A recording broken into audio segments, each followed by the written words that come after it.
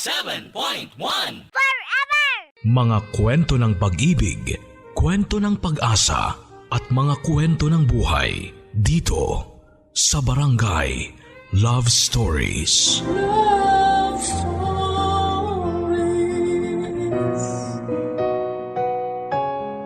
Ang mga taong hindi natututong mag-let go at mag-move on noong nabubuhay pa ay nagiging mga mapaghiganting ligaw na kaluluwa. Dear Papa Dudut, una po sa lahat ay binabati ko po kayo at ang lahat ng ating mga kabarangay ng isang magandang araw. Ako po si Norwin, 34 years old, taga Benguet Province. Ako po ay pamilyadong tao na. Ang asawa ko po ay si Marisa at may 2 po kaming anak na babae. Ang panganay namin ay 10 years old at ang bunso naman po namin ay 8 years old. Ang asawa ko pong si Marisa ay isang waitress sa isang restaurant, samantalang ako naman ay nagtatrabaho bilang isang bellboy at housekeeping sa isang maliit na hotel. At dahil malapit na nga rin po ang undas, naisipan ko pong ibahagi ang hindi ko makakalimutang karanasan sa dati kong pinasukang hotel. Halos 10 taon po akong tumagal sa hotel na yon, Papa Dudut.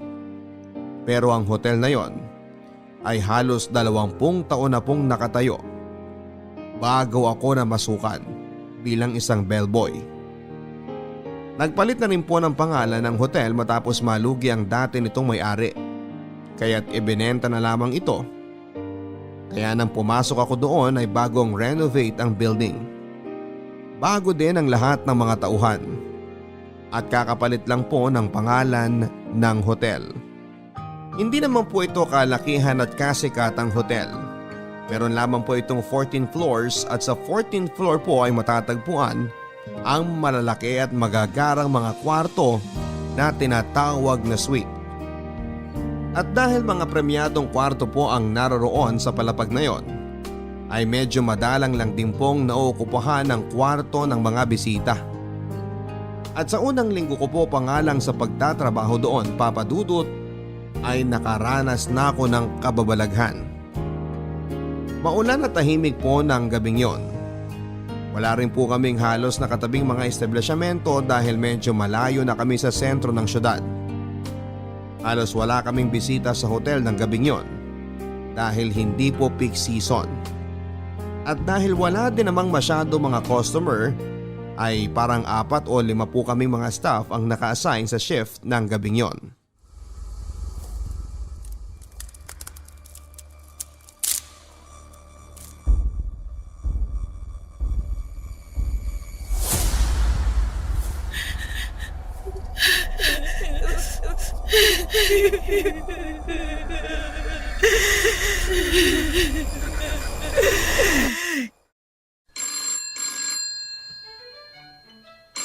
Naku, nagre-ring yung telepono. Mang Jun? Nasaan po si Ami? Nako, nag-CR. Naku, paano to? May tumatawag po eh. Sagutin mo na. Andyan ka na eh. Naku baka Englishin ako nito eh. Hindi rin ako pa pwede dyan. Mas may laban pa ako sa mga kawatan kaysa sa Englishan. Sige na nga, sagutin ko na. Hello, good evening, front desk. Hi, good evening. Pwede ba akong mag-request ng mga tuwalya? Okay, sige po ma'am. Anong kwarto po kayo? Sa 1401. Okay, sige po ma'am. Iakyat ko na lang po dyan. Thank you. Ano daw yon? Nagpapakit ng tuwalya, Mang Jun. Mukhang galing sa sexy time ah. Palabiro talaga kayo, Mang Jun ah.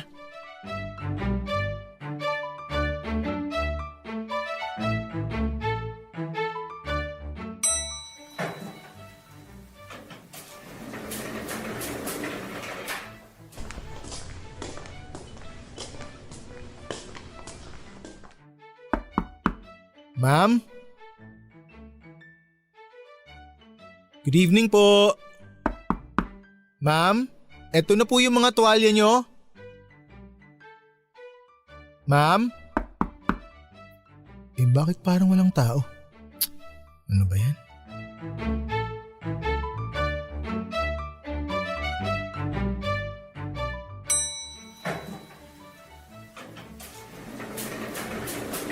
Ami, pwede mo bang tawagan yung 1401? Ha? Bakit ka may dalang mga tuwalya? Nag-request yung 1401 ng tuwalya eh. Pero ayaw naman buksan yung pinto. Ano? Wala tayong kliyente sa 14th floor ngayon. Ano? May tumawag kanina lang eh. Hindi ba, Mang Jun? Ha? Ano yan? Hindi ba kanina may tumawag? Oh, yung nag-request ka mo ng mga tuwalya. Imposible yun dahil wala naman tao sa 14th floor. Sigurado ka ba na tamang kwarto yung narinig mo? Oo. 1401 ang sabi ng babae. Kainis ka naman, Norwin eh. Huwag ka nga manakot ng ganyan. Oh, etong susi oh. Paano magkakatao doon? Gusto nyo i-check natin.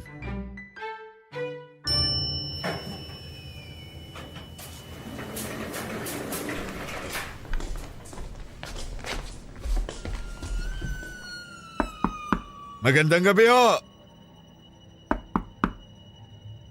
Mang Jun, mukhang wala nga talagang tao ah. Buksan na natin.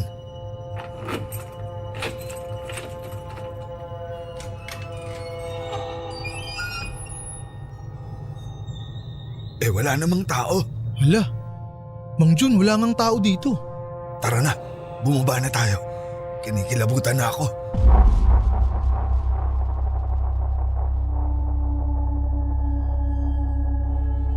Nasundan pa po ang insidenteng yon ng kung ano-anong kababalaghan sa hotel, Papa Dudut.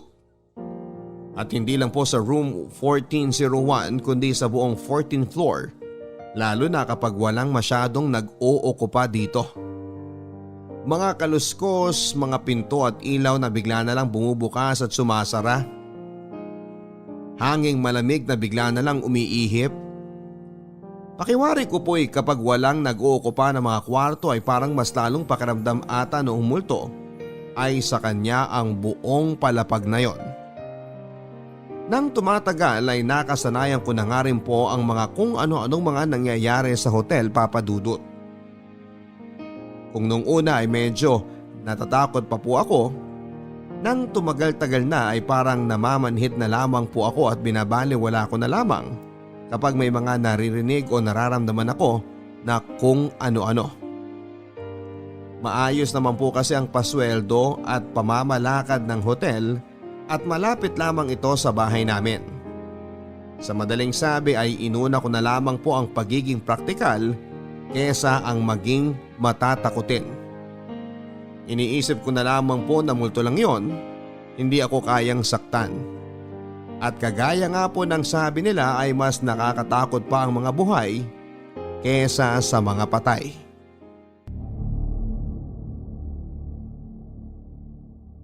Be, may nagparamdam na naman sa hotel kanina. Ha? Ano na naman yung paandar? May mga bakasyonista kasing nag-check-in. Nilagay ni Ami sa 1405. Ayun, 2 gabi lang tumagal tapos nagpalipat na ng kwarto. 1405? Di ba sa 1401 yung may nagmumulto? Ewan, nagdodor-to-door siguro. Ganito raw yung nangyari. Bale, 2 lang kasi yung bisita dun sa 14th floor. Yung grupo ng mga bakasyonista at yung mag-asawa. Tapos, yung mag-asawang bisita, overnight lang naman. Hindi nga namin alam kung may naramdaman sila eh. Hindi naman sila nagreklamo. Pero yung magbabarkada, yun ang pinaramdaman talaga. Nilipat na nga lang namin sa 10th floor tapos 2 kwarto na lang yung binigay. Aba, ang tindi naman ng multo na yan. Sa grupo mismo nagparamdam? Oo nga eh. 5 silang magbabarkada ha. Anong paramdam sa kanila? Ang kwento, nung unang araw, tinawag nila kay Ami. Nirereklamo yung kabilang kwarto. Hindi raw sila nakatulog kasi parang may nag-aaway. Sigawan daw ng sigawan yung mag-asawa. Nung una, akala raw ni Ami yung mag-asawang bisita yung nag-aaway. Pero nung dinouble check niya yung record, hindi naman sila yung katabing kwarto. Hindi na lang sinabi ni Ami na multo yun. Naku, grabe naman yan. Kaya nyo nilipat na lang. Hindi pa nga muna nilipat ni Ami kasi syempre, ayaw niya naman na matakot yung grupo. Total, ingay lang naman yung naririnig eh. Pero nung sumunod na gabi, nung natutulog sila, nakarinig na naman sila ng away. Tapos sa irita nung isa, kinatok niya yung pader para sitahin yung kabilang kwarto. Tumigil naman. Pero maya-maya, may kumatok sa pinto nila. E di binuksan nung isa sa kanila yung pinto. Tapos, wala namang tao sa labas. Diba sabi ko, sa irita nung isa, nagising siya tas kinatok niya yung pader para sitahin yung kabilang kwarto. Nahimbing na siya ulit sa pagkakatulog. Bigla na lang niyang naramdaman na inaalog yung kama niya. Pagsilip raw niya sa may paanan niya, may babae raw na naka-wedding gown. Pambihira! Grabe! Nagtayuan lahat ng balahibo ko. Nung inalog yung kama niya, nagsisisigaw raw siya. Tapos nagising na rin yung mga kasamahan niya. Ayun, itinawag na sa amin. Tapos hindi na lang namin binanggit na may nagmumulto talaga sa 14th floor. Nilipat na lang namin sila sa 10th floor. Grabe! Parang unang beses yan na nagparamdam sa grupo ah. Nabuisit siguro yung multo kasi sinita. Hala, grabe! Natawa ka pa ha? Uy, parang nagiging grabe na yung multo dyan sa hotel nyo ha. Kung dati nga, kalukaluskus lang, ngayon parang may balak ng masama. Naku, mag-iingat ka ha. Magbaon ka palagi ng rosary. Ikaw pa naman napakatamad mong magdasal. Sus, wala yun. Sanay na ako roon. At saka, bakit naman ako matatakot sa multo? Patay na yun. Ang pwede lang gawin nun, takutin ako. Ay nako, baka mamaya sumunod pa yun sa'yo dito. May nunal ka pa naman sa mata. Hindi yan. Mag-uundas na kasi. Tuwing mag-uundas kasi, nagiging parang mas aktibo yung pagmumulto. Parang hotel lang din yung pagmumulto. Seasonal.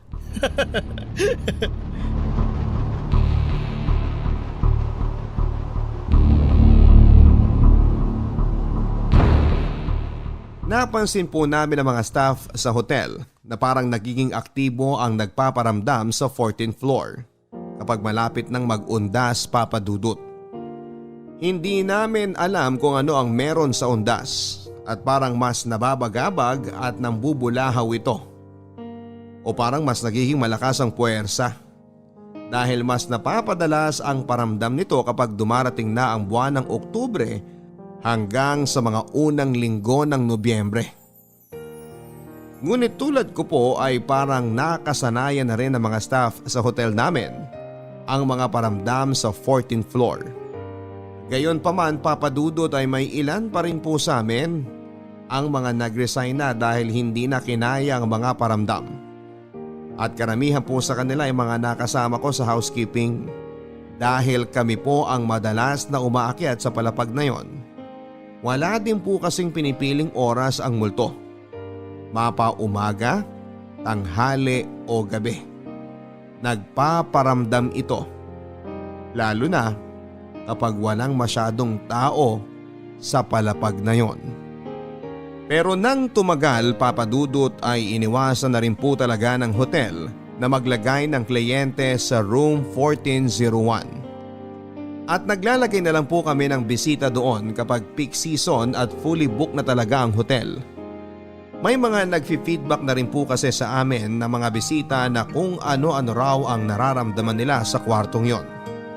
Kaya kami na rin po mismo ang umiwas na maglagay ng bisita doon.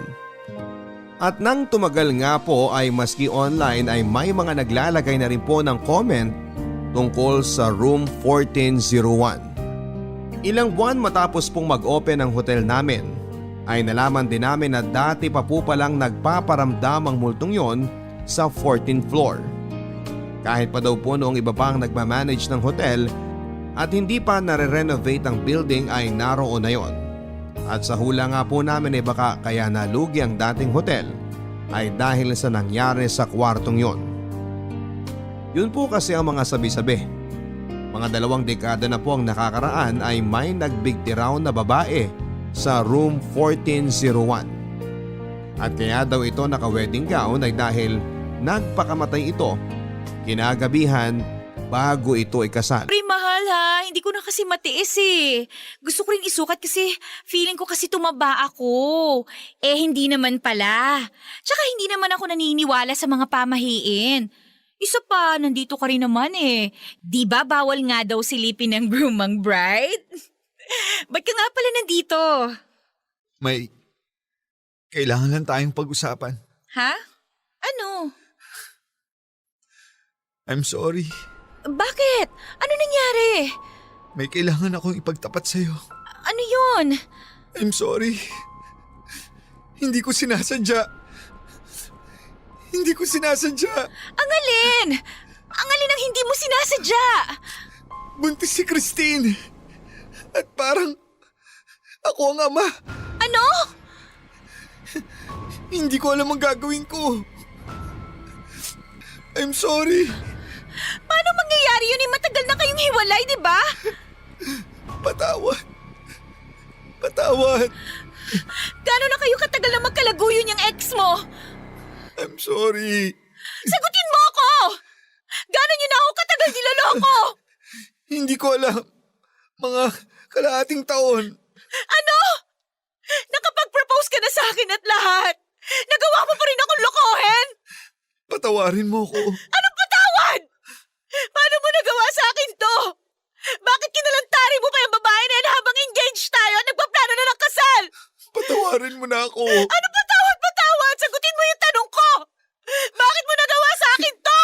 Hindi ko alam. Paano nangyari yun? Paano nagkita kayo ulit? Sino lumapit?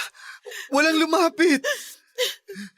Aksidente kami nagkita ulit sa isang restaurant. Tapos ano? Kinati kayo sa isa't isa? Hindi. May naramdaman pa rin ako sa kanya. Ano? Sorry pero parang mahal ko pa si Christine. Hindi. Hindi ako naniniwala. I'm so sorry. Hayop ka! Hayop ka! Ikakasal na tayo bukas! Ang tagal-tagal mo na pala ako pinagmumukhang tanga! Magbabayad ka! Tandaan mo, magbabayad kayo ng kabit mo! Isinusumpa ko kayo!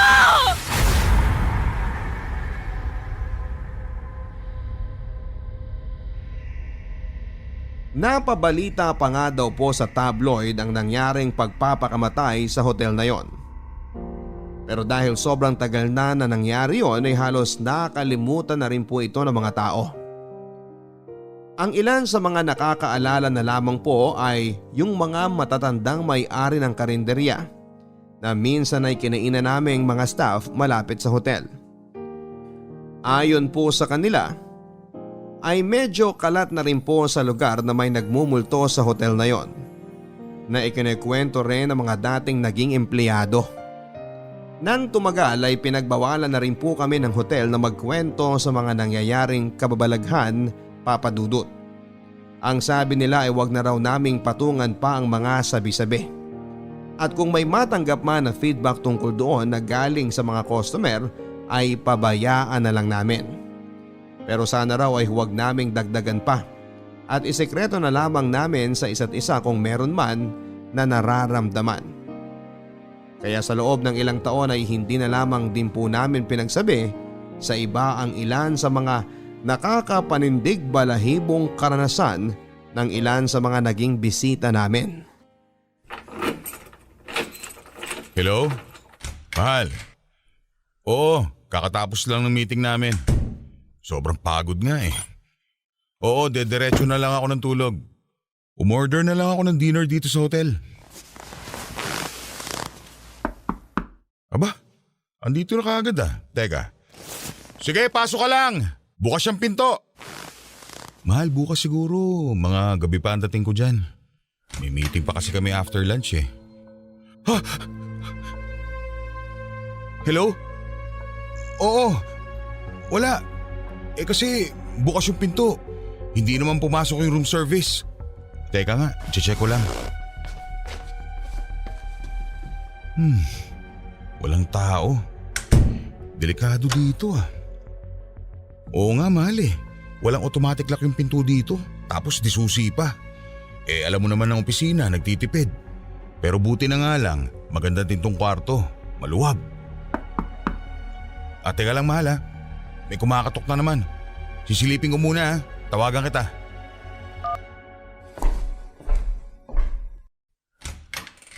Good evening, sir. Sir, eto na po yung order nyo. Kanina ka pa dyan? Hindi po, sir. Ngayon pa lang po. May kumato kasi dito kanina eh. Bumukas yung pinto. Tapos wala namang taong pumasok. Ganun po ba? Teka, may tao ba dyan sa kabilang kwarto? Meron pong isang occupant pero dun pa po sa kabilang hallway, sir. Pwede bang i-check nyo yung CCTV ninyo kung sino yung nanloloko dito? At saka dapat, automatic lock na itong mga pintuan nyo dito para mas secure. Sige po, sir. Sasabihin ko na lang po sa manager. Enjoy your dinner, sir.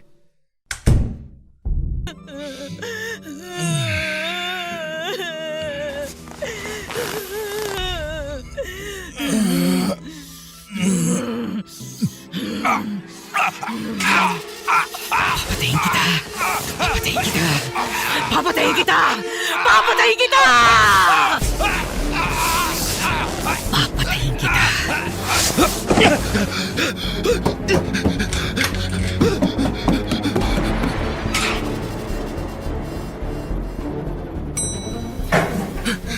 May multo! May multo sa kwarto ko! Sir, ano pong kwarto nyo? 1404! May multo! Dinaganan ako habang natutulog ako! Hindi ako makahinga! Babae na katrahe ni Boda! Nalilisik ang mata! Papatayin niyo naman ako!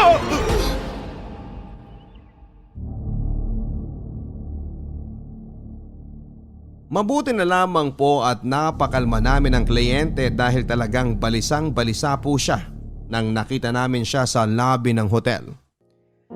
Sinubukan pa po siya na kausapin ni Ami at kumbinsihin na baka nananaginip lamang ito.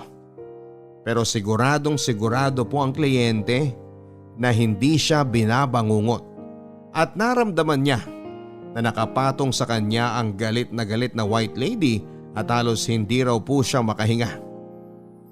Ililipat pa po sana namin siya ng kwarto pero siya na po ang nagsabi na gusto na niyang mag-check out at umalis sa hotel. At dahil nagwawala na rin po siya sa lobby ay minabuti na lamang po ng manager namin na ilipat siya sa ibang hotel at ang management na namin ang sasagot ng bayad. At sa awa ng Diyos, Papa Dudut, ay hindi pa masyadong uso ang Facebook nang nangyari yon dahil baka nag-viral na ang insidenteng yon kung sakaling ipinost ng kliyente namin. Dahil umalis na rin po ang kliyente at hindi na rin po tumawag o nagparamdang pangmuli sa hotel ay hindi na rin po namin ipinaalam pa sa kanya ang nakita namin sa CCTV na kanyang ni-request.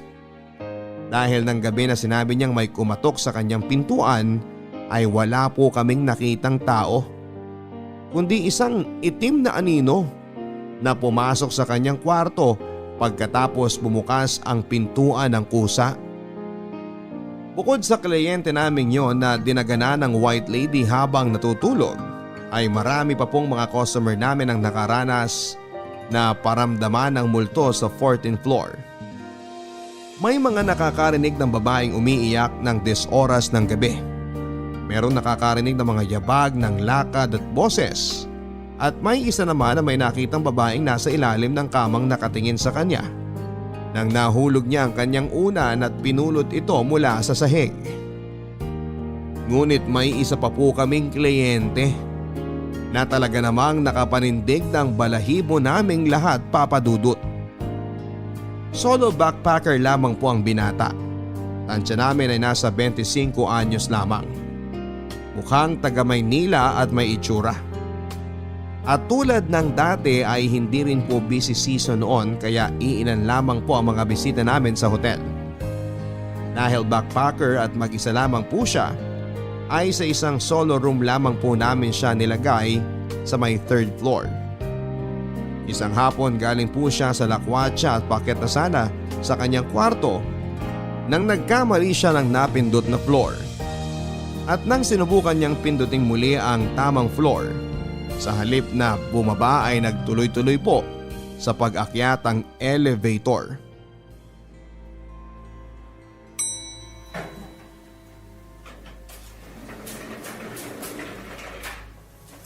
Ay, tanga. Second floor pala napindot ko. Bobo. Aakyat pa tuloy sa 14th floor.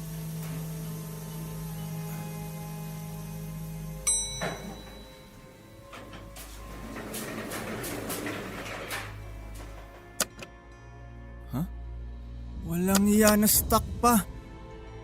Anong gagawin ko? Paano na to? Alam ko na. Yung intercom. Hello? Hello? Miss, na-stuck yung elevator. Hindi gumagalaw. Hindi bumababa eh. Ay naku, sorry po.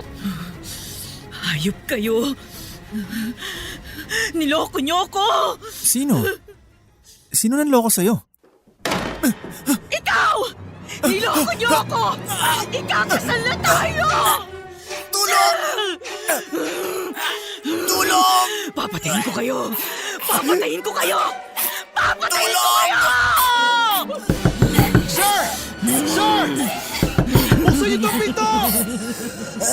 Tulong! Mang Jun! Parsayin na natin!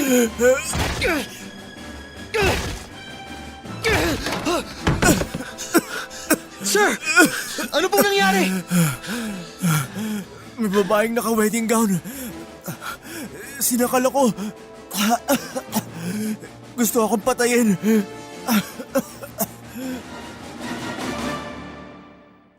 Ang insidenteng yun po ang lubos na nakabahala sa may-ari ng aming hotel.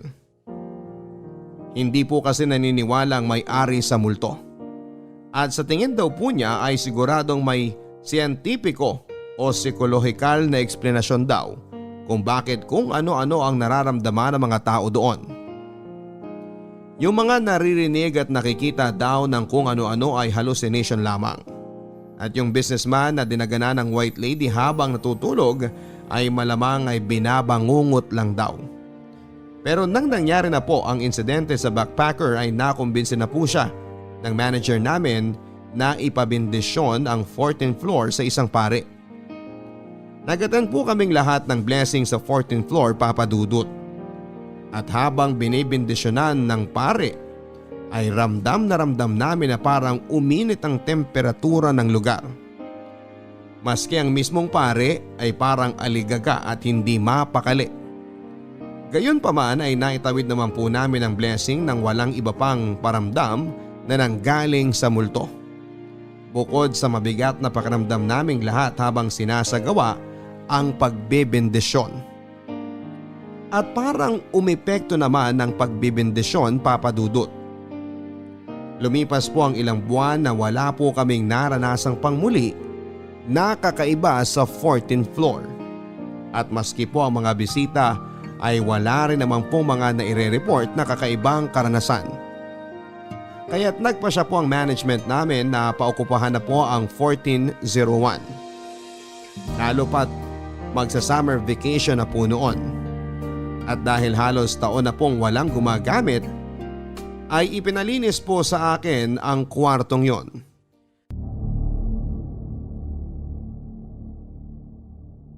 Kuya Norwin, ipapa-occupy na raw natin yung room 1401. Ha? Sigurado kayo?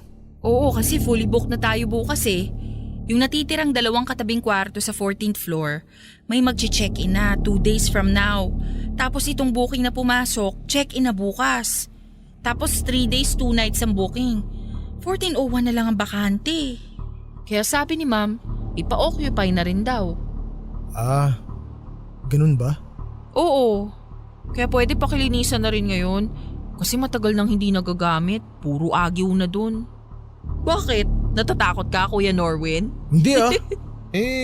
Syempre, nakakakaba pa rin kahit papaano. Parang wala na rin naman dun. Ang tagal nang walang nagsasabi na may nararamdaman sila. Tsaka ang dami ng tao dun sa 14th floor ngayon. Oo nga, sa kabilang side.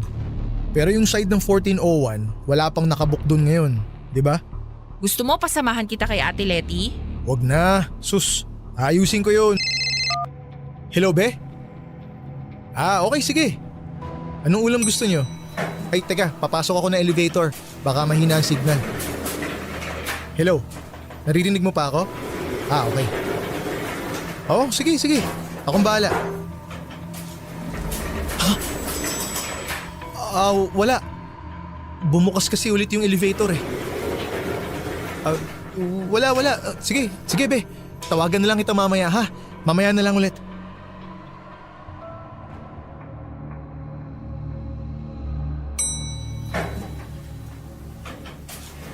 Ano? Kumusta, Kuya Norwin? May paramdam ba? Nung nag-vacuum ako sa kwarto, bumukas ng kusa yung pinto. Ah, baka naman hangin lang. Hindi. Sinara ko ng maigi yun eh. Nilak ko pa. Kasi nga iniiwasan ko na baka may makita akong kung ano sa hallway kaya sinigurado ko. Pero yun lang? Yung elevator. Pagsakay ko, sumara. Tapos biglang bumukas ulit. Nagtaka akong konti tas sumara na ulit tas bumaba na. Lo!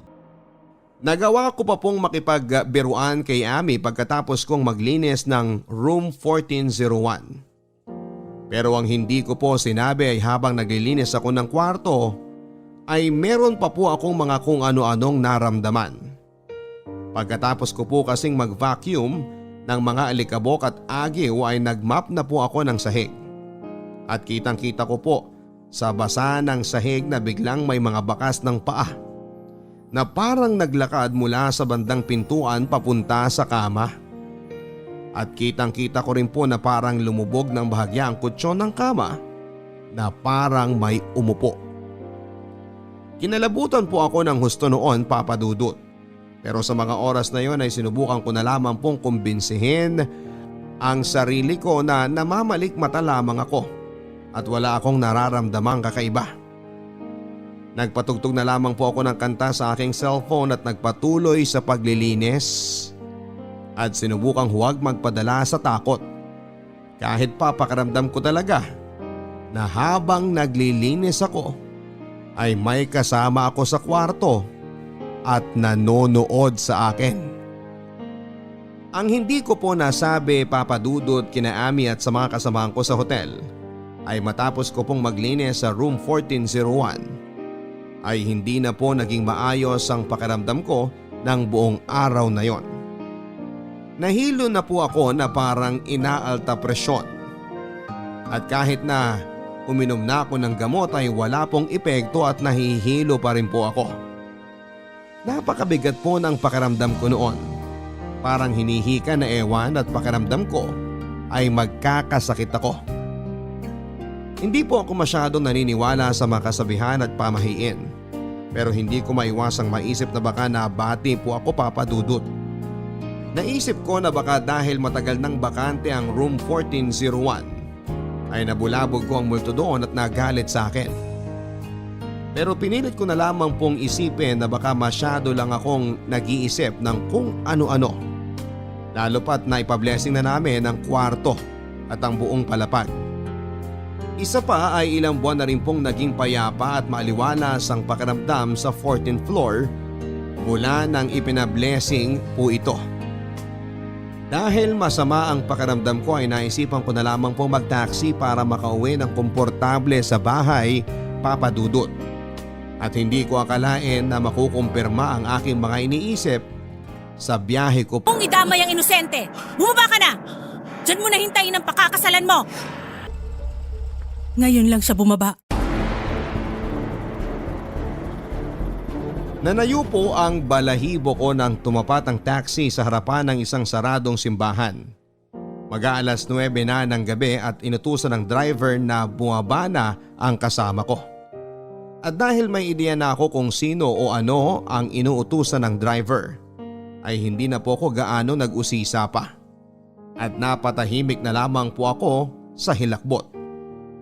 Kagyat na naisip ko rin po na baka naisipan ng driver na tumigil sa harap ng simbahan para ihatid ang kasama ko raw doon. Dahil ang napapabalita nga pong white lady sa hotel namin ay naka-wedding gown daw at nagpakamatay nga daw po kinagabihan bago ito ikasal. Nang umandar na po ulit ang taxi paalis ng simbahan ay nakahinga na po ako ng bahagya. Naisip ko na baka gumana ang ginawa ng driver at bumaba na at nilubayan na ako ng multo. Pero nang sinabi po ng driver na kasabay kong bumaba ang multo, pakiramdam ko'y aatakihin ako sa puso. Gusto ko mang tumakbo, saan naman po ako pupunta? Paano mo matatakasan ang isang bagay na sumunod sa'yo pero hindi mo naman nakikita? At mga 1 o 2 oras po pagkarating ko sa bahay ay dinapuan na po ako ng matinding lagnat. Umiiyak. Hindi mo ako mahal! Niloko niyo ako ng babae mo! Papatayin ko kayo! Papatayin ko kayo!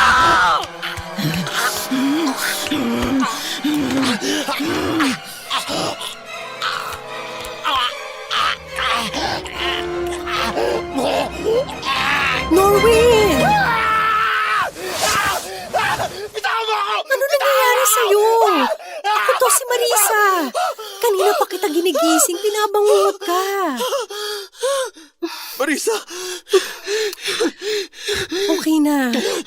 Nandito lang ako. Okay na ang lahat.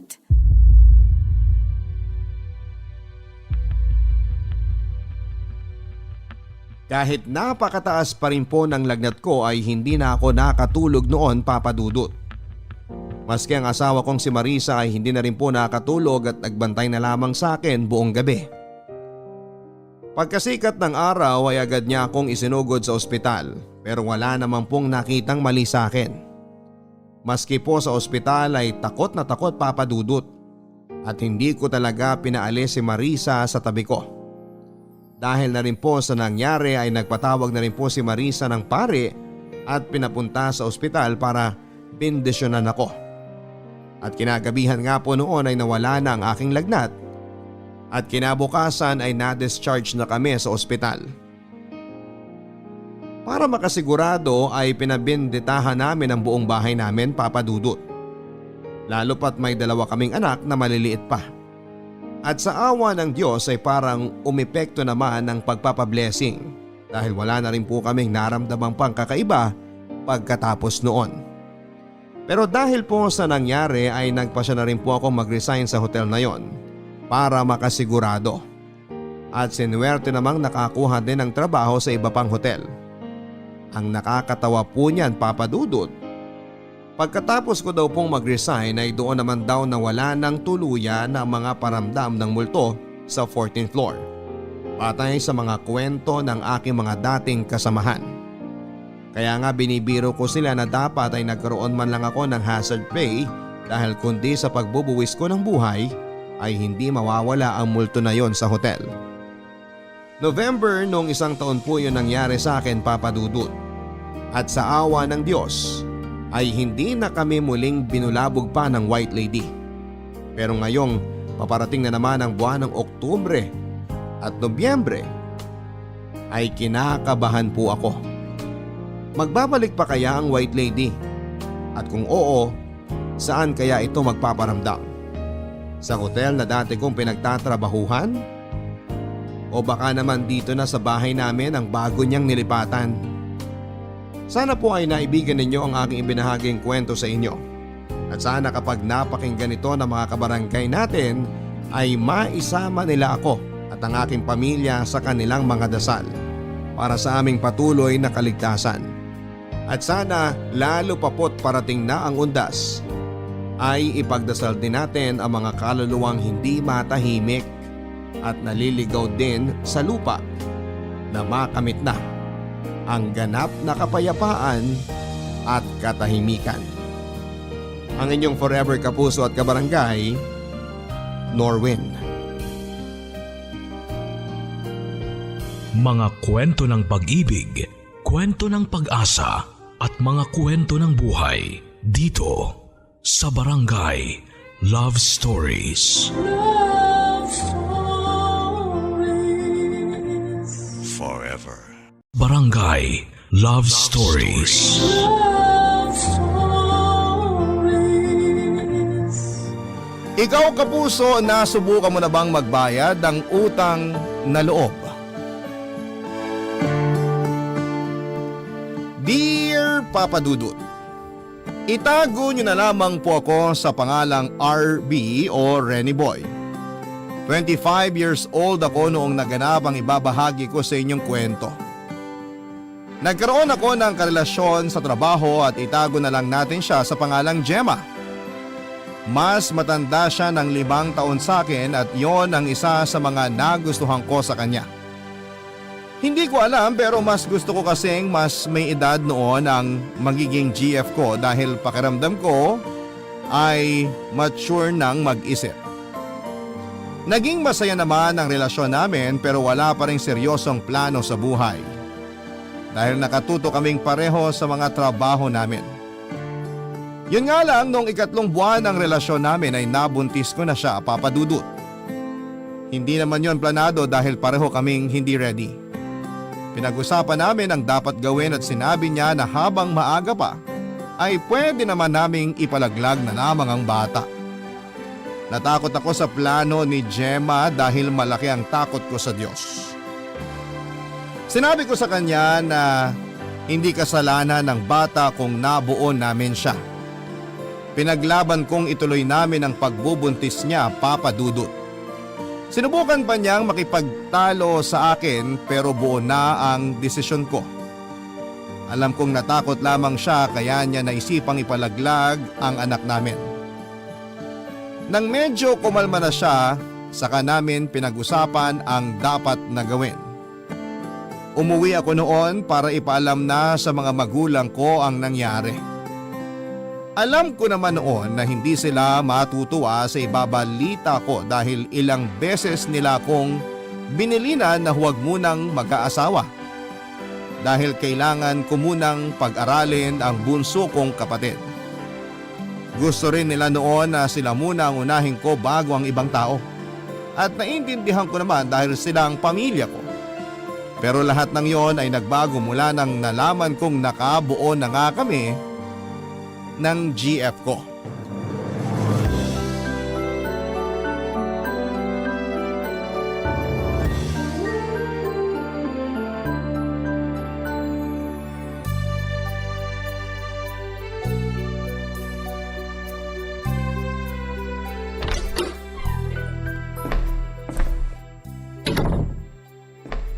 Nay! Tay! Renny Boy! Saktong uwi mo, nak! Kakatapos ko lang magluto ng spaghetti. Ibaba mo na muna yung bag mo para makakain ka na. Sino pang may birthday? Birthday agad! Hindi ba pwedeng sahod mo lang kaya ako naghanda? Memoryado nyo na talaga ang sahod ko na Hindi naman mahirap isaulo ang 10 at 25. Ako nga po minsan nakakalimutan kong sahod na pala. Makalimutan ng lahat. Wag lang ang sahod mo, anak. Naka-withdraw ka na ba? Bukas pa po. Sira yung ATM sa trabaho kaya di ako nakapag-withdraw. Sayang naman. Akala ko mababawi ko na tong ginastos ko sa spaghetti. Galing kasi to sa ipon ko Nabawasan tuloy. Hayaan nyo, bukas meron na. Gusto mo, ipagkatiwala mo na lang sa akin ang ATM card mo para ako na lang ang mag-withdraw. Maraming ATM dito sa atin. Ako na lang ang mag-aasikaso para hindi ka na mahirapan. Ang nanay talaga. Ibibigay ko naman po yung sahod ko bukas. Huwag kayong mag-alala. Sabi mo yan ha? Naniniguro lang naman ako. Ang dami pa nating bayarin dito sa bahay. Tapos may utang pa ang tatay mo ron sa kumpare niya. Kailangan mo na rin bayaran yon.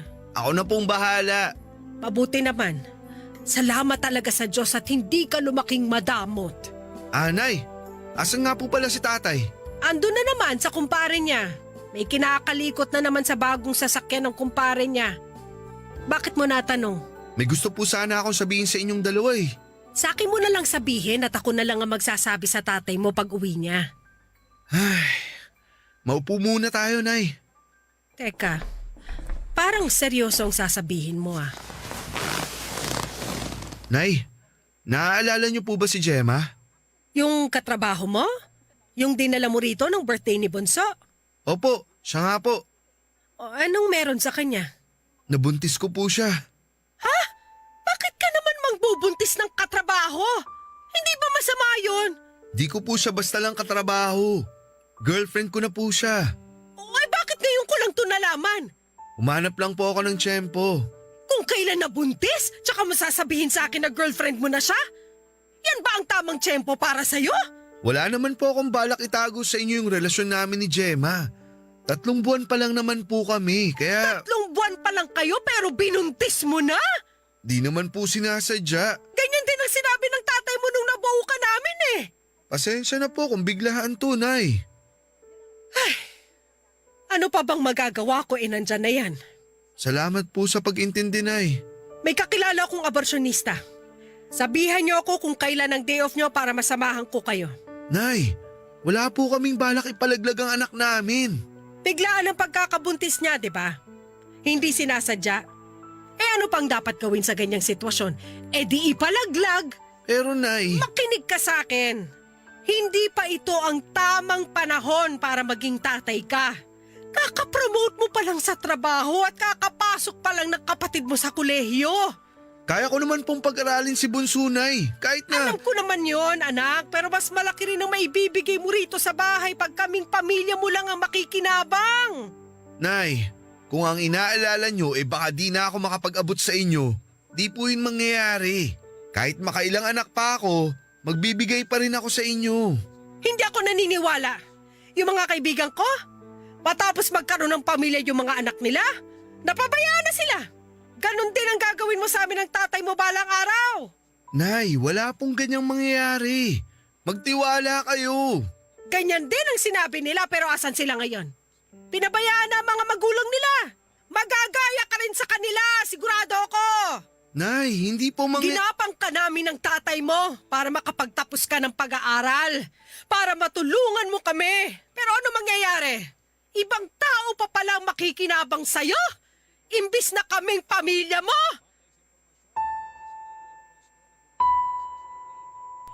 Nasaktan ako sa huling sinabi ni Nanay Papa Dudut. Pakiramdam ko isa lang akong investment noon sa kanila dahil sa mga salita niya. Pinilit ko siyang unawain dahil pakiramdam ko naman ay nabigla lamang siya sa binalita ko. Naisip kong gano'n naman ang mga tao lalo na yung may mga edad na katulad ni Nanay. Nagiging maramdamin na. Pinaliwanag ko sa kanya na hindi na siya kailangang makaramdam ng takot na hindi na ako mag-aabot dahil gagawin ko pa rin ang obligasyon ko sa kanila. Noong dumating si tatay ay pinaliwanag ko ang nangyari at naintindihan naman niya.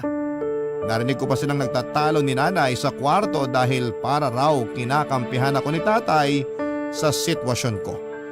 Pagkatapos nilang makapag-usap ay saka naman ako binalikan ni Nanay para kausapin. Kalmado na siya noon at mukhang nakumbinsi na siya ni tatay na wag nang magalit. Sinabi ni Nanay na handa niyang tanggapin ang pagkakamali ko.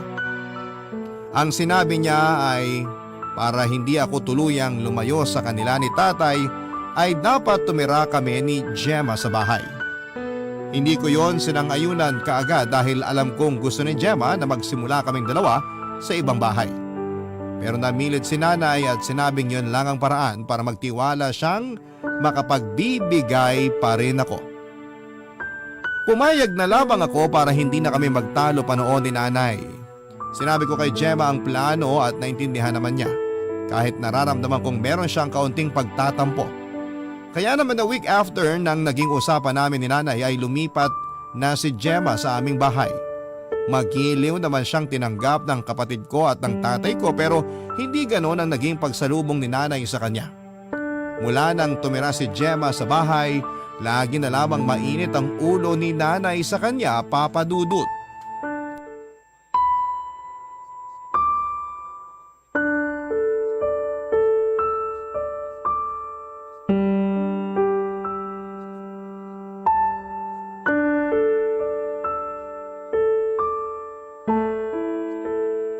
Pagod na nga ako galing sa labas. Mapapagod pa ako rito sa bahay. Ang dami na namang kalat. Nay, rinig po ang sigaw niyo sa labas ng bahay. Pakihinaan niyo naman po. Napapansin ng mga kapitbahay Nakakaistorbo po. Nakakahiya. Hayaan mong mapansin nila. Para marinig na rin nila na puro na lang problema ang inaabot ko rito sa pamamahay na to. Pwede naman natin pag-usapan ng maayos to, Nay. Di na kailangang magbunga nga. Nakakahiya talaga sa kapitbahay. Kanina pa sila padaan-daan sa tapat ng bahay natin eh. Mukhang kailangan ko idaan sa pagbubunga nga ang lahat eh.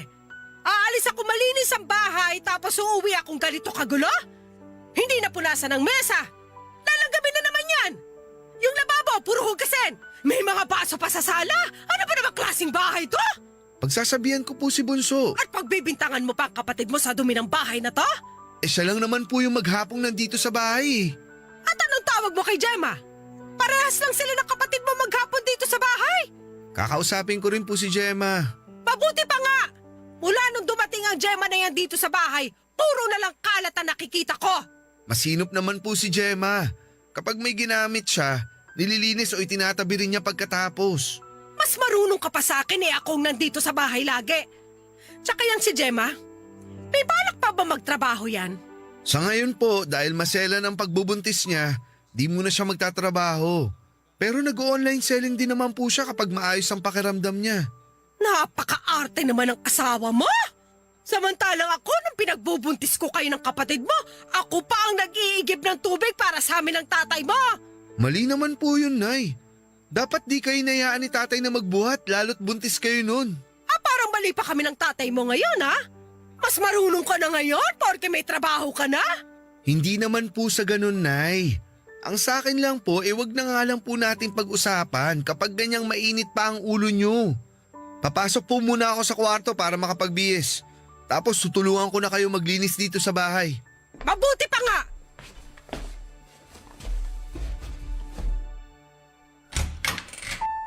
Gemma? Hindi ako makalabas ng kwarto. Panay ang bunganga ng nanay mo eh. Kanina pa ako naiihi. Halika, sama na kita. Kailan ba tayo aalis dito? Alam mo naman ang sitwasyon ko, di ba? Paano naman ang sitwasyon ko? Sa tingin mo, maganda ba sa pinagbubuntis ko ang ma-stress dahil sa pagbubunganga ng nanay mo? Ayaw niya lang kasi ng maruming bahay. Ganun naman ang mga nanay. Sino ba naman kasing may gusto ng maruming bahay? Pero Rene boy, hindi naman ako nagkakalat dito sa bahay niyo eh. Nandito lang ako sa kwarto maghapon kasi nga nahihilo ako. Kung lalabas man ako, para lang magbanyo. Dahil ayoko nga magtagal sa paligid ng nanay mo. Intindihin mo na lang si nanay. Tumatanda na eh. Hindi dahilan ng katandaan para mangbastos ng iba, no? Di ka naman binabastos ng nanay. Nagbubunga nga lang siya dahil sa kalat. Pero ako ang pinagbibintangan niya eh. Hindi ba kabastusan yun? Hindi ka naman niya pinagbibintangan. Ano bang hindi? Narinig ko usapan ninyo. Hindi mo na kailangan pagtakpan ng nanay mo. Mainit lang ang ulo ni nanay. Mula nung dumating ako dito, lagi na lang mainit ang ulo niya. Ngayon lang ako magsusumbong sa'yo kasi sobra na eh. Lagi na lang niya akong pinaparinggan. At pag nagdadala siya ng bisita rito sa bahay ninyo, ako lagi ang ginagawa nilang topic.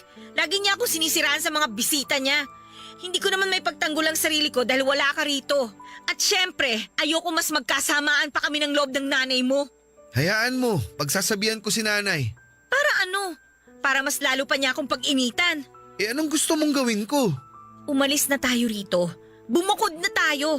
Yun ang dapat na gawin mo. Ako naman ang pagbigyan mo para sa anak natin. Gemma. Ayoko umabot tayo sa ganito pero mamili ka na lang. Kaming mag-ina mo o ang nanay mo. Hindi ako natuwa na pinapili ako ni Gemma sa pagitan nila ni nanay. Nagtampo ako sa kanya at napansin naman niya yon. Nagsorry siya kaagad sa akin at sinabing nadala lamang siya ng emosyon. Umiyak na rin siya dala ng sobrang stress na nararamdaman kay nanay. Doon ako naawa kay Gemma kaya naman kinausap ko si nanay. Nagalit si nanay noong nalaman niyang gusto ni Gemma na bumukod na kami. Muntika pa niyang suguri noon si Gemma kung hindi lang siya napigilan ni tatay. Kinausap ko si Gemma at humingi pa ako ng kaunting panahon sa kanya para makasundo niya si nanay. Gumawa ako ng paraan para makapag-usap si nanay at Gemma pero talagang hindi naging maganda ang resulta. Nung una nakikipag-cooperate pa si nanay at pinakikisamahan si Gemma. Pero nang tumagal ay bumalik pa rin sa dati si nanay. Nagtiis pang muli si Gemma dahil wala rin naman siyang ibang mapupuntahan. Gusto pa rin niyang makasama ako kaya pinili niyang makisama kay nanay. Napansin ko noong tumagal na parang nawala ng gana si Gemma na kumain o lumabas man lamang ng kwarto. Nakabili na siya ng sariling arenola niya at kapag napupuno yun ay pinipigil na lamang niyang wag maihi o uminom ng maraming tubig. Dahil doon ay nagkaroon siya ng severe UTI papadudot. Inamin niya lahat sa akin noong na-ospital na siya. Doon ako naawa sa kanya lalo't sobrang stress na ang inaabot niya kay nanay. Malaki ang ipinayat ni Gemma dahil sa lungkot kaya naman bago pa umabot sa punto na pati ang baby namin ay madamay, minabuti kong magpaalam na kina nanay para bumukod na. Binigay naman ni tatay ang blessings niya sa pag-alis namin pero hindi ganon ang nangyari kay nanay. Kinonsensya niya ako at pinaramdam na hindi ako naging mabuting anak sa kanya. Nasaktan ako sa mga sinabi ni nanay pero mas pinili kong wag na lamang magpadala sa masasakit niyang salita. Barangay Love Stories. Barangay Love Stories. Makalipas lamang ang 1 linggo mula noong naospital si Gemma ay umalis na kami sa bahay. Tinaon naming wala si nanay dahil pakiramdam namin noon ay mag-uumpisa siya ng gulo. Before kasi kami umalis noon ni Gemma ay nagbanta na si nanay na guguluhin niya kami hanggang makalabas kami ng bahay. Para raw makita noon ng mga kapitbahay na pabaya akong anak at walang kwentang manugang si Gemma. Ayaw namin syempre ni Gemma ng gulo kaya nakiusap ako kay tatay na ipasyal muna si nanay para hindi niya maabutang paalis kami noon ng bahay. Nakikonsyaba na rin ang bunso kong kapatid dahil alam niya ang ugali ng nanay namin. Nagmadali kaming umalis noon at binilinan ko na lamang sina tatay kung sakali mang may maiwan pa kami ay ipa-deliver na lamang. Wala pang 4 na oras ay nakalipat na kami sa bago naming inuupahan. Hindi yon kalakihan pero sapat na yon sa amin noon dahil yon ang patunay na kaya na naming magsolo. Naging masaya si Gemma pag-alis namin sa bahay ni nanay. Napansin kong bumalik na muli ang sigla niya at nawala na ang pagiging maputla niya. Mas naging inspirado pa siyang magbenta online dahil nakagagalaw na siya sa wakas. Nagbukas na rin kami ng isang bank account para sa magiging anak namin. Nagsipag kaming pareho para makabili na rin ng ibang mga kailangan namin sa bahay. Nagalaw ko ang inipon ko para lamang merong kaming mailagay na gamit sa bahay. Nagpatuloy pa rin naman ako sa pagpapadala kina nanay pero binawasan ko dahil napunta karamihan ng pera ko sa upa at ibang kailangan namin ni Gemma para sa aming pagsisimula. Inunawa naman yon ni tatay at siya na nga ang nagsabi na wala namang problema dahil meron naman daw silang naitabi ni nanay. Ganon din noon ang bunso kong kapatid. Sinabi niyang nagpa-part-time siya bilang encoder para makatulong daw sa kanyang pag-aaral. Masaya ako noon na tinutulungan ako ni tatay at ng bunso kong kapatid, maliban na lamang kay nanay na hindi pa rin naging sapat ang naiaabot ko para sa kanya.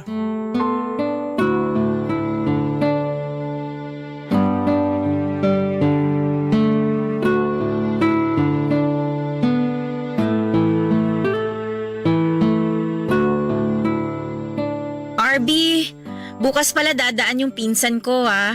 Ibibigay na sa atin yung lumang microwave niya. Wow, bigay talaga? Oo, kasi bibili na raw siya ng bago. Pakisabi, salamat ha.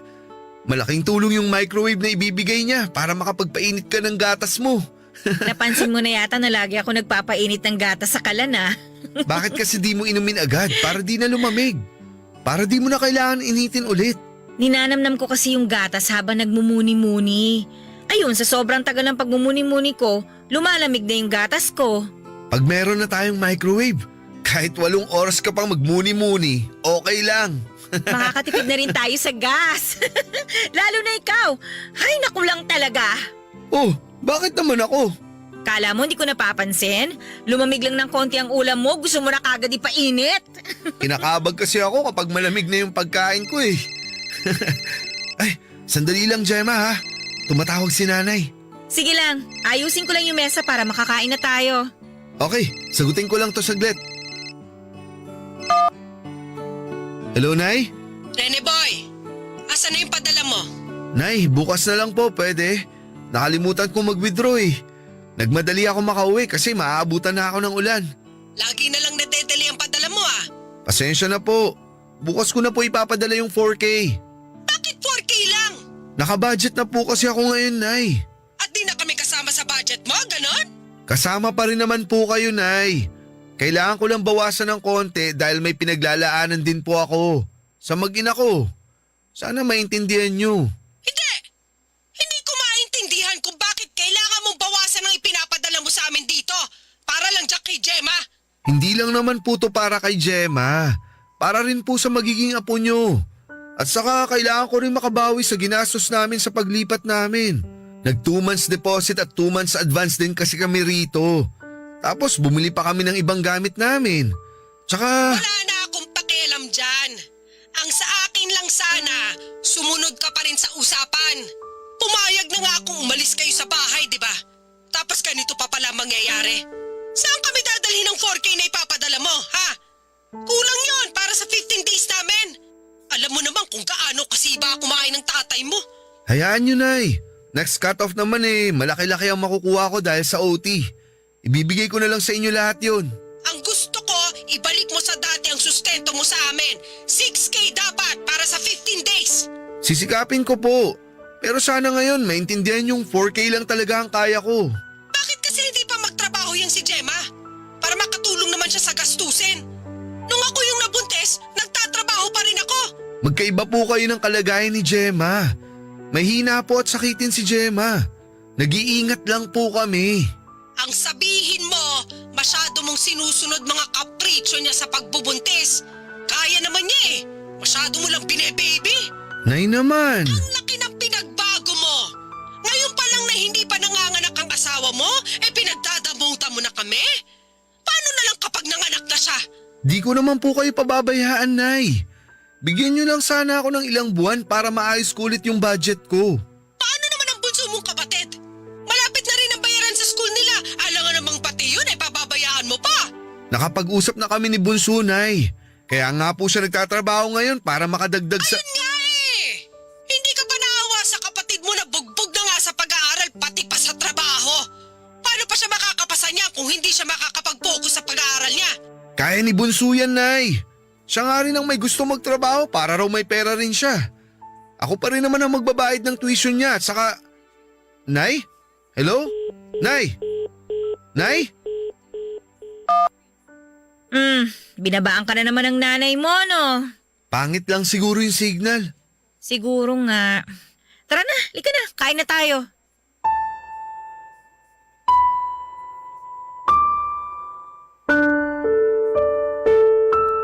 Papadudot dahil sa lakas ng boses ni nanay habang kausap ako sa phone ay narinig tuloy ni Gemma ang usapan namin. Alam kong nasaktan siya noon pero hindi na lamang pinahalata sa akin. Kahit nga sa paglayo namin ni Gemma ay meron pa rin talagang masasabi noon si nanay. Hindi ko na alam kung paano pagagaanin noon ang loob ni nanay kay Gemma. Alam kong nagtitimpi na lamang din noon si Gemma dahil ayaw na lang niyang ma-stress. Pero paniguradong sasabog na rin siya sakaling magtuloy-tuloy pa si nanay sa mga masasakit niyang salita. Nawalan ako ng ganang kumain dahil iniisip ko pa kung paano ko makakakuha ng sapat na pera para makontento si nanay sa ibinibigay ko. Akala ko naman noon ay napaliwanag na ni tatay ng maayos ang kalagayan ko kay nanay. Pero mukhang kinulang pa.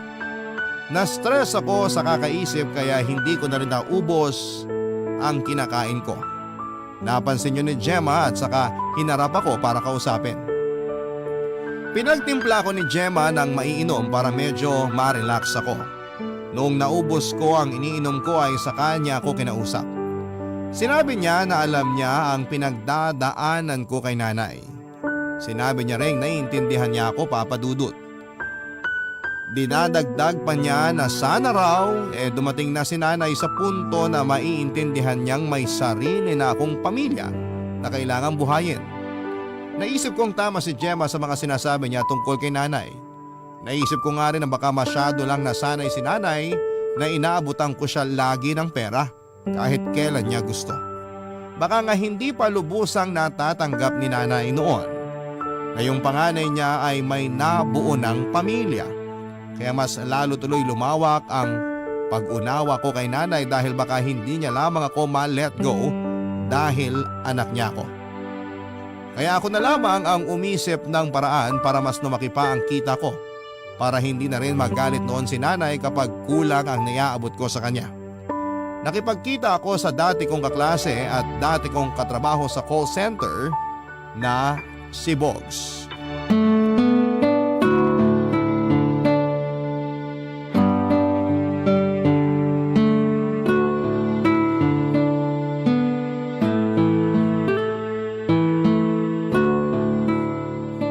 Kamusta ka na, Bogs?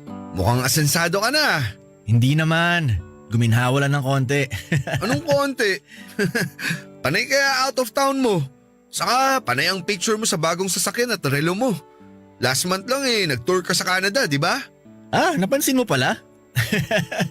Ini-enjoy ko lang naman ang pinaghihirapan ko. Dapat ganun ka rin. Sa batch natin sa call center, ikaw pa naman tong pinakamasipag sa lahat. Masipag pero wala masyadong pera. Mali kasi ang pamamaraan mo ng pamumuhay eh. Ay, mali ba? Ano ba ang tama? Huwag kang masyadong malinis. Ha? Madumi kaya ako sa sarili. Minsan nga inuulit ko polo shirt ko kahit nagamit ko na eh. Uy, hindi yun ang ibig kong sabihin. Hindi ba yun? Ano ba kasi? Gusto mo bang kumita ng pera tulad ko? Yun nga rin ang habol ko kaya ako nakipagkita sa'yo eh. Dumihan lang natin ng konti ang lahat ah. Ha? Anong dumihan? Hindi kita maintindihan. Atin lang to ah. Kahit di mo patusin tong offer ko, huwag ka magkakamaling ipagsabi sa iba. Okay? Oo naman. Scammer ako. Seryoso ba? Bakit sa tingin mo ma-afford kong bumili ng sasakyan? Branded na sapatos, branded na relo. Bakit ako weekly nakakapag out of town at once every 2 months nakakapunta ako sa ibang bansa? Teka, magbebenta ba ako ng drugs? Kung drugs yan, pasa ko ah. Tanga, hindi. Scam nga to. Paano bang scam? Di ba delikado yan? May scam bang safe? Nasa iyo na lang kung paano ka mag-iingat. Mula nung natanggal ako sa call center, ito na ang pinasok kong trabaho. Triple ang pasok ng pera, maniwala ka. Ano bang gagawin? Nung nirecruit ako, ang naging siste, magpanggap daw ako na empleyado ng mga bangko. Bale, ganun din ang gagawin mo kung sakali. O tapos? Meron kaming maliit na kondo na nirentahan. Doon nagaganap ang mga transaksyon. Nakukulangan pa ako sa mga sinasabi mo eh. Paka-explain pang maigi. Natatakot kasi ako kasi baka mamaya isumbong mo ako sa mga pulis. Hindi ako magsusumbong. Kailangan ko rin talagang kumita ng extra ngayon kasi nakabuntis ako. Tapos kailangan ko pa rin ituloy ang sustento sa magulang at kapatid ko. Di mas lalong dapat kang pumasok sa trabaho ko. Magtiwala ka sa akin. Di ko to ipagsasabi sa iba. Ano bang gagawin kung sakali? May nagpapasa sa amin na iba't ibang bank details ng iba't ibang tao. Tapos tatawagan namin sila. Kailangan lang namin malaman ang totoong pangalan, address at birthday ng may-ari ng bank account na yon. Tapos magpapanggap kami ng agent ng bangko na kesyo may mga reward na kailangan convert to cash dahil malapit na mag-expire. At ito ang pinaka-importante. Kailangan lang namin i-record yung pagbanggit nila ng account number at birthday nila para matransfer na namin yung pera nila sa amin. Buti naniniwala yung mga tinatawagan nyo. Laganap sa Facebook yung mga ganyan eh. Hindi pa rin ba sila natututo? Nako, wag na sana silang matuto para di mamatay ang negosyo namin. Ano pang gagawin? Paano nyo makukumbinsi yung tao na totoo ang sinasabi nyo? Magsalita ka lang na mabilis tapos banata mo ng English. Doon na sila bibigay. Tsaka alam mo naman ng mga tao, matutuwa ang mga yan kapag nalaman nilang makakakuha sila ng pera o reward. Babangitin mo pa lang sa kanila na may reward silang matatanggap, susunod na agad sila sa ipagagawa mo. Lalo na yung mga matatanda na o yung mga bagong gising. Sila talaga madalas namin mabiktima. Kaya yun ang ginagawa nyo? Oo, at yun na rin ang gagawin mo. Parang di ko ata kaya. Ganyan din ako sa simula. Madali lang to, promise. Ay, sige, go pa rin ako. Basta walang sabit dito ah. Maniwala ka pare, walang kasabit-sabit to. Natakot man pero kinagat ko pa rin ang proposal ni Bogs sa akin, Papa Dudut. Nalaman ko na nakarami na rin pala siya ng kuha ng pera sa iba't ibang tao. Meron din naman daw noon na pumapalya siya pero hindi naman nahuhuli. Kapag alanganin raw yung nasa kabilang linya, si Bogs na rin mismo yung magbababa ng tawag para hindi na matrace pa yung number niya. Yon ang sinabi niya sa akin. Dinagdag din niya na matututunan ko rin daw na makaramdam kapag mapapahamak na ako sa kausap ko sa kabilang linya. Parang gusto kong umatras noon, Papa Dudut, pero noong pinakita sa akin ni Bogs ang mga pumapasok na pera sa kanya ay nainganyo na ako. Nakiusap na lamang ako sa kanya na huwag niyang ipapaalam sa iba naming kakilala na kasangkot ako sa ginagawa niya. Nangako naman siya at kinabukasan ay pinakilala na niya ako sa boss niya. Agad naman akong natanggap noon dahil merong nag-resign. Kaya on the spot ay nakapagtrabaho kaagad ako. Pinakitaan nila ako ng dapat gawin at may notes din na dapat kong sundin. May templates na rin na pwede ko ring pagbasehan just in case nakabahan ako at mawala sa sarili. Nakabantay naman noon si Bog sa akin para alalayan ako. Kapag may mga alanganin akong mapapapayag ay pinapasa ko kay Bogs ang tawag para siya nang makipag-usap. Nahirapan ako sa una dahil walang kumakagat sa mga sinasabi ko at natataon na aware ang mga natatawagan ko sa scam, papadudot. Doon ako madalas nakakaramdam ng kaba dahil pinagbabantaan na ako at hindi pa ako sanay doon. Mabuti na lamang at andon lagi noon si Bogs para hilahin kaagad ang telepono sa akin kapag wala na akong masabi. Gusto ko na noon na sumuko sa trabahong yon dahil parang wala naman akong kikitain. Pero isang araw, nakatawag ako ng isang matandang babae. Pinagkatiwala niya ang bank account details niya at aminado kong nakaramdam ako ng konsensya. Pero mas inuna ko ang kalagayan ng mag-ina ko at ng nanay ko. Kaya pikit mata akong ng scam sa matandang yon. Barangay Love Stories. Barangay Love Stories. Nagtuloy-tuloy ang ginawa kong pang-scam mula noong natutunan ko na ang tamang teknik. Masyado ko na-inspire sa laki ng nakuha ko mula sa 4 na na-scam ko. Kaya naman tinutukan ko na yon ng husto. Nag-resign na rin ako sa trabaho dahil balak kong magtrabaho ng 12 hours doon sa pinasukan namin ni Bogs. Hindi ko naman pinaalam kay Gemma o kahit kina nanay na umalis na ako noon sa dati kong trabaho dahil paniguradong marami silang itatanong. Mabuti na nga lang at hindi na nagtanong pa si Gemma sa mga katrabaho ko noon kung kumusta na ba ako dahil tiyak na mapipilitan akong aminin sa kanya ang katotohanan. Nagsabi na lamang ako kay Gemma na madalas akong mag-OT. Masyado akong nag-iingat noon, papadudot, kaya hanggat maaari ay hindi ko nakakausap si Bogs kung wala naman kami sa condo / opisina namin. Naibalik ko na rin sa dati ang sustento ko kina nanay. Natuwa ako dahil hindi na nagbubunga nga pa si nanay. Dinagdagan ko na rin yung sustento nila para hindi na niya pag-isipan pa ng hindi maganda si Gemma. Pinahinto ko na rin sa pag-sideline yung bunso namin para hindi na siya mahirapan sa pag-aaral niya. Nasabi rin kasi ni nanay na bumababa daw ang grades ni bunso dahil nga nahahati na ang atensyon niya sa pag-aaral at sa pagtatrabaho.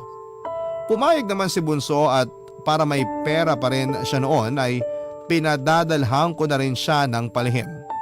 Hindi ko yon sinabi kay Gemma lalo na yung dagdag na sustento na ibinibigay ko kina nanay. Ayoko na rin kasing makarinig kay Gemma ng pangaral dahil nung mga nakaraan ay puro siya pangaral sa akin na akala mo ay bata ako na nagkakamali. Naintindihan ko naman ang gusto niyang sabihin kaso hindi ko yon kailangan dahil mas lalo lamang bumababa ang aking moral.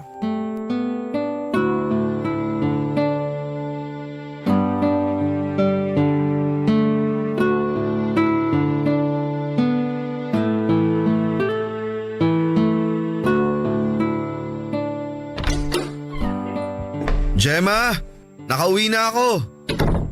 Kumain ka na? Kumain na, pero kung gusto mo, pwede naman akong kumain ulit.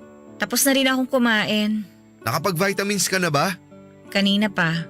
Gusto mo matulog na tayo? Pwede bang mag-usap muna tayo? Papangaralan mo ba ako ulit? Kung oo, baka pwedeng sa day off ko na lang. Pagod kasi ako eh. Pumunta rito ang nanay mo kanina. Oh, inaway ka na naman ba? Hindi nga eh. O bakit parang disappointed ka pa? Parang mas gusto mong inaaway ka niya. Hindi yun eh. O sige na nga, pag-usapan na lang natin kung ano yung bumabagabag sa'yo. Dali na. Masaya ang nanay mo kanina. Binalita niya sa akin na marami ka na raw binibigay sa kanyang pera. OA naman ni nanay. Di naman masyadong malaki yun. Baka good mood lang siya. Pinakita niya sa akin lahat ng pinapadala mo. RB, doble na ang binibigay mo per cut-off sa sahod mo? Oo. Eh bakit hindi mo man lang sinabi sa akin? Hindi ba yung mga ganyang bagay dapat pinag-uusapan natin yan? Sa tingin ko di ko na rin naman dapat sabihin sa'yo. Maliit na bagay lang naman yun. Paano bang maliit na bagay? Alam ko kung magkano ang sinasahod mo. Kung ganong kalaki ang natatanggap ng nanay mo, paano tayo? Huwag kang mag-alala. Di naman ako nagkukulang ng inaabot sa'yo eh. Kailan ba ako pumalya sa pagpapasok ng pera sa savings natin? Di naman tayo kinukulang sa pang-araw-araw natin. May extra pa nga, di ba? Doon nga ako nagtataka eh. Kasi alam ko kung magkano ang kinikita mo. Pero sobrang inaabot mo sa aming lahat. Naipon lang yun mula sa mga OT ko sa trabaho. Kahit maipunan ka pa ng OT, hindi ka aabot sa ganong kalaking pera. Magpakatotoo na tayo, ano ba? Wala ka bang tiwala sa akin, Gemma? Masyado bang mababa ang tingin mo sa akin para di ako makakuha ng malaking sahod? Hindi yan ang ibig kong sabihin. Mabuti pa si nanay. Kahit nagbubunga nga sa akin na-appreciate pa rin niya lahat ng binibigay ko. Pinamumukha mo ba sa akin na hindi ko na-appreciate ang mga ginagawa mo? Parang ganun kasi ang tono mo eh. Iba lang kasi ang kutob ko eh. Iniisip mo ba na gumagawa ako ng masama? Feeling mo nang saskam ako para kumita ng pera? Hindi naman. Parang ganun kasi ang nangyayari eh. Para sabihin ko sa'yo, malinis akong tao. Di ako papayag na galing sa marumi ang ipapakain ko sa inyo. Sorry kung nagdududa ako. Iba lang kasi yung kutob ko eh. Huwag kasi puro kutob ang pinaiiral mo. Lalo't buntis ka. Pakiramdam mo lang naman yan, dala ng hormones mo. Di ba nga nasabi na sa'yo ng doktor yan? Huwag ka na mag-alala, okay? Promise, hindi ka gumagawa ng masama para kumita ng malaking pera? Hindi nga. Ang kulit eh. Matutulog na ako. Ayoko ma-stress sa mga pagbibintang mo.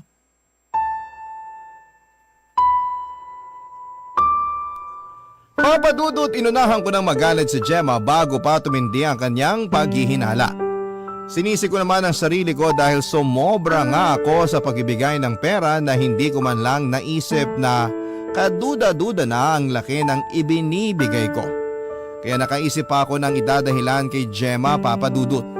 Sinabi ko na meron pa akong isang pinagkakakitaan pero hindi naman siya naniwala. Tumango na lamang siya noon at hindi na kami nag-usap ulit tungkol doon. Dahil sa pananahimik noon ni Gemma ay mas lalo tuloy akong nakaramdam ng takot. Naisip ko na baka mas lalo siyang mag-imbestiga bilang gawain niyo ng mga babaeng naghihinala. Pinuntahan ko si nanay para sabihin sa kanya na huwag nang ipaalam kay Gemma na nag-aabot ako sa kanya ng sobra. Nagalit pa si nanay nung una dahil bakit daw nakikialam si Gemma. Pinakalma ko siya at sinabing hayaan na lamang niya dahil buntis nga si Gemma. Sinunod na lamang ni nanay ang gusto kong mangyari dahil ayaw din naman niyang bawasan ko ang pinapadala ko sa kanya. Nagtuloy-tuloy ang kalakasan ng pangi-scam ko. Naungusan ko ng araw si Bog sa dami ng na-scam ko ayon sa boss ko. Hindi ko na lamang mararamdaman ko dahil nanguna ako sa pangloloko ng tao. Minsan may tinawagan ako na nagpasalamat sa akin dahil magagamit daw niya ang rewards na mako-convert to cash para sa dialysis ng tatay niya. Naiyak pa siya habang kinikwento sa akin ang nangyari sa tatay niya. Nakonsensya ako at agad kong pinutol ang tawag. Nakita yun ng boss ko at pinagalitan ako dahil nakakonekta pala sa kanya ang tawag ko. Pinagsabihan niya ako dahil konti na lang ay makukuha na namin ang account ng taong yon. Pero mas inuna ko pa raw ang makonsensya. Nagpaalam ako sa kanya at sinabing half day lamang ako dahil sumama ang pakiramdam ko. Agad akong umalis at nagpunta ng simbahan. Inihingi ko ng tawad ang mga nagawa ko at pinangakong hindi na ako babalik sa trabaho na yon. Naiyak na lamang ako dahil patong-patong na ang problema ko. Hanggang sa makatanggap ako ng tawag kay Gemma. Pinapauwi na niya ako dahil may masama raw sa pakiramdam niya. Nagmadali akong umuwi dahil sa pag-aalala pero nadatnang ko sa sala sina Nanay, Gemma at ang barangay captain namin, Papadudot.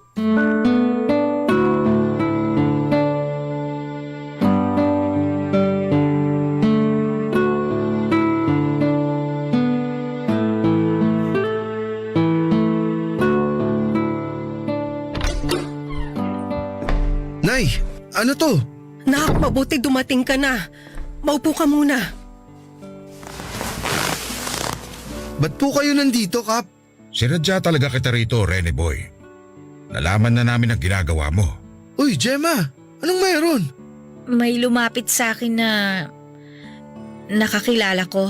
Diretsahin mo na nga ako, Gemma. Huwag mong sigawan ang asawa mo. Ikaw na nga ito may atraso. Ikaw pa may ganang manigaw. Hindi ko nga alam, Kap, kung anong atraso ko eh. Parang pinagbibintangan niyo ako na may ginawa akong masama. Hindi to bintang lang. Yung asawa ng kakilala ko, nahuli dahil nang-i-scam sa mga bank account ng kung sino-sino. Sinasabi mo bang nang sa-scam ako? Hindi ko lang basta sinasabi to kasi totoo ang sinasabi nila.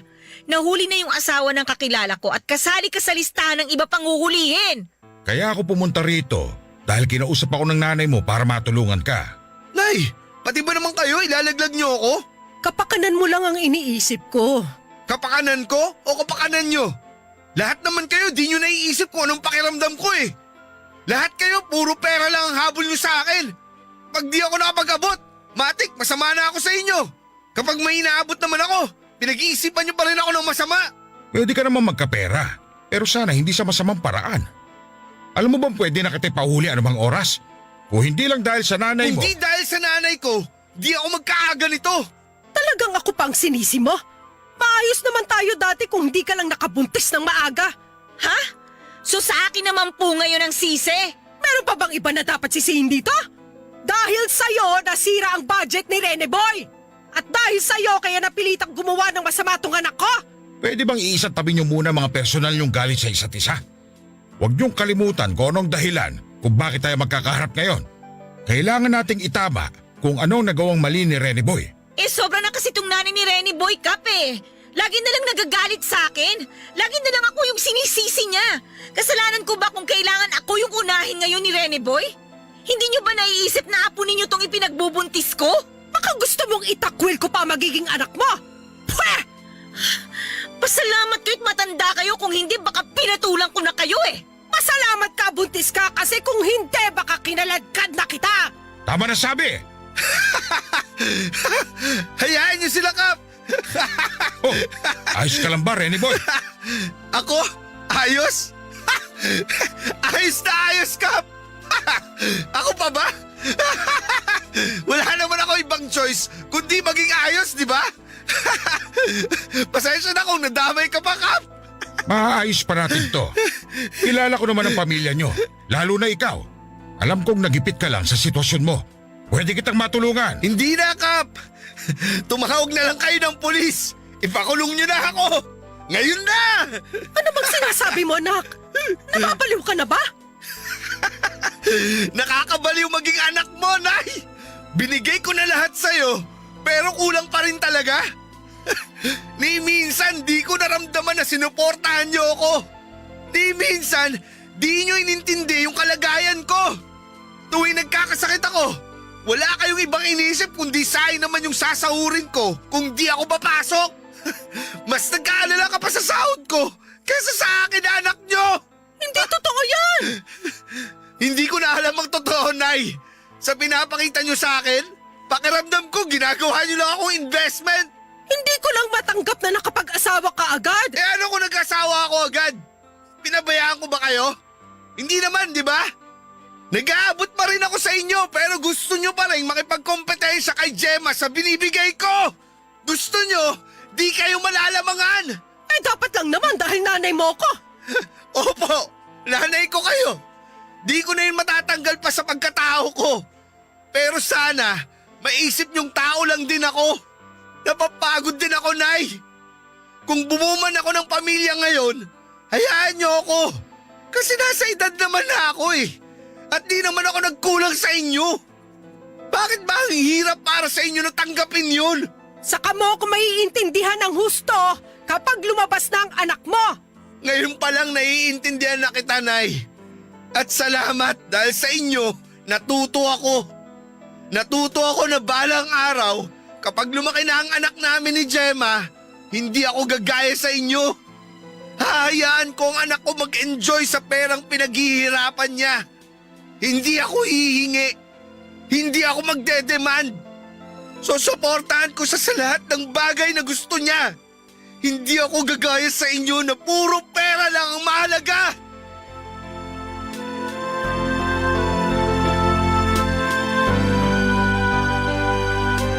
Papa Dudut, hindi nakaimik si nanay at ganon din si Gemma. Kahit sikap noon ay natulala na lamang sa mga sinabi ko. Naiyak ako habang hawak ang ulo dala ng sobrang stress sa kalagayan ko at sa mga inaabot ko kina nanay. Maya-maya pa ay naramdaman kong lumapit si nanay para yakapin ako. Umiyak siya at inihingi ng tawa ng mga nagawa niyang kasakiman sa akin. Sinabi niyang nadala lamang at nasilaw siya ng pera dahil masyado ako maluwag sa kanya. Sumunod na yumakap sa akin si Gemma para ihingi ng tawad ang maiksi niyang pasensya sa akin. Sinabi niya na dala lamang yun ng stress dahil hindi na niya alam kung saan kami pupulutin. Lumapit si nanay kay Gemma para humingi ng tawad at ganoon din naman si Gemma kay nanay. Noong kumalma na ang sitwasyon ay hinarap na kaming lahat ni Kapitan para ipaliwanag ang mga mangyayari. Tumawag siya ng pulis para ipalamang nangyari at doon ay inexplain ko ang lahat. Nakipagtulungan na rin ako kapalit ng paglaya ko, Papa Dudut. Pansamantala ay lumipat muna kaming pamilya sa ibang lugar para sa ikakatahimik naming lahat. Nahuli na ang mga dapat mahuli pero hindi pa rin ako kampanteng manatili noon sa aming lugar dahil sa takot. Mabuti na lamang at pumayag ang pamilya ko ang ma-relocate kami. Sa ngayon ay nagsisimula kaming muli sa mga buhay namin. May napasukan naman akong trabaho kaya lang maliit ang sahod. Magkakasama kami sa isang bahay ni na Gemma, ang kapatid ko at ang mga magulang ko. Nagkasundo na rin sa wakas sina nanay at Gemma. May maliit na negosyo na rin silang dalawa, Papa Dudut, at yon ang pinagkakaabalahan nila. Si tatay naman ay namamasada ng tricycle habang ang bunso namin ay pumasok bilang assistant sa isang printing press. Hindi man kalakihan ang mga kinikita namin pero masaya ako dahil tulong-tulong kami sa pag-asenso. Papa Dudut, mas pipiliin ko pa ng ilang ulit ang ganitong klaseng buhay kesa yung marangyanga pero galing naman sa nakaw. Maraming salamat ang inyong kapuso at kabarangay, Renny Boy. Barangay Love Stories. Love Stories.